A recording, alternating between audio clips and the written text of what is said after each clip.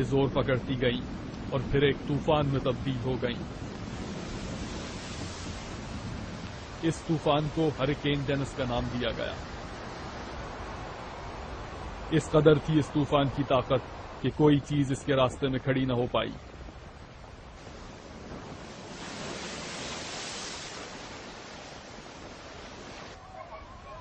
Hurricane Dennis ने Grenada, Hattie, Jamaica, Cuba और अमरीकी रियासतों Florida, Alabama, Mississippi, Georgia, Tennessee और ओहायो के इलाकों में तबाही फेर दी।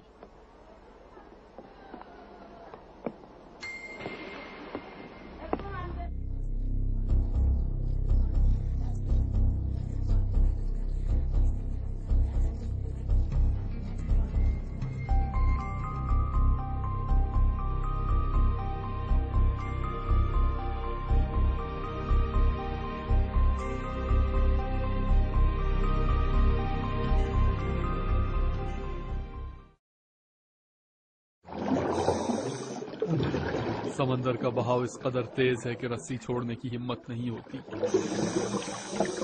हमसे और भी नीचे 130 फुट की गहराई में स्पीगल ग्रोव सीधा खड़ा है। जी हां, बिल्कुल सीधा। हम जैसे इन गहराइयों में उतरते गए, समंदर का बहाव कम होता गया। आखिर रस्सी छोड़कर हमने स्पीगल ग्रोव के बो सेक्शन की तरफ तैरना शुरू किया। ये 8 मंजिला जहाज, जिसे दुनिया की जदीद तरीन टेक्नोलॉजी सीधा न कर पाई, आज कुदरत के भेजे हुए एक तूफान की वजह से सीधा खड़ा है। Fortunately,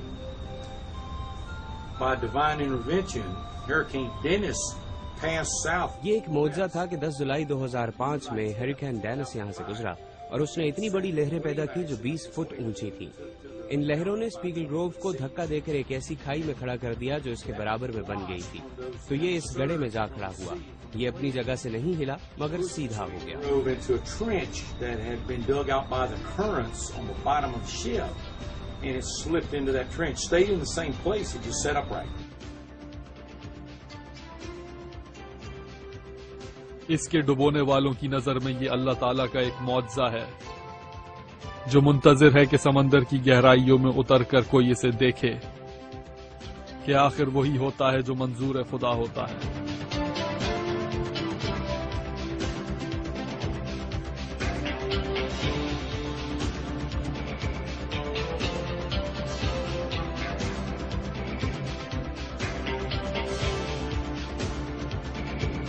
Spiegel Grove Aahista Aahista एक आर्टिफिशियल रीफ में तब्दील होता जा रहा है।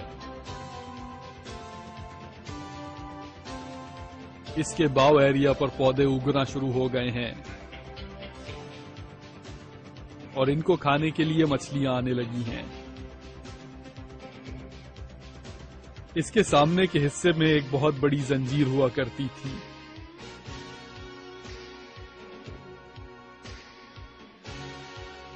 ये जंजीर आहिस्ता आहिस्ता कोरल में तब्दील होती जा रही है।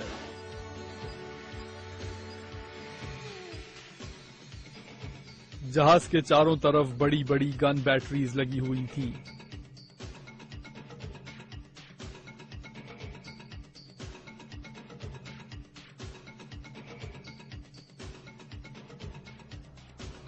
आज इन गन बैटरीज पर भी कोरल लगने शुरू हो गए हैं।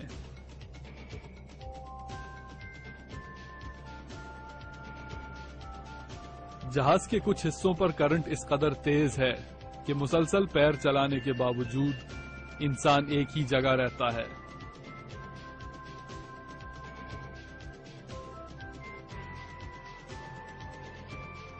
इसके लोडिंग डॉक पर एक कमांड सेंटर हुआ करता था। ये आज भी वैसे का वैसा है और इस पर लगा हुआ झंडा आज भी लहराता है।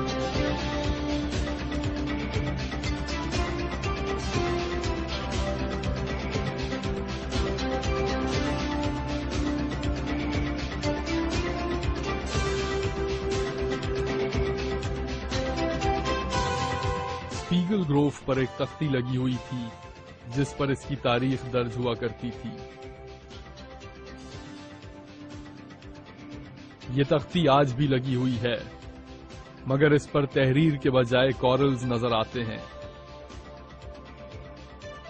तो ये है वो जहाज जो डूबने का नाम नहीं लेता था, जो समंदर में करवट बदलने पर राजी नहीं होता था, जो आर्टिफिशियल रीफ बनने से इनकार करता था।